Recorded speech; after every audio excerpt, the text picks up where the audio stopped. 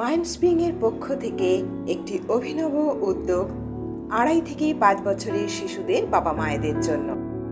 প্রথাগত শিক্ষার সূচনার পূর্বে প্রয়োজন আরও বিশেষ কিছু প্রস্তুতি, যা লেখাপড়ার জগৎকে প্রথম থেকেই করে তুলবে আকর্ষণীয় এবং এই চলার পথ হবে মসৃণ, বাড়াবে মনোসংযোগ এবং বাড়াবে আগ্রহ। গাছ লাগানোর আগে যেমন মাটি তৈরি করে নিতে হয়, এও ঠিক খানিকটা তেমনি।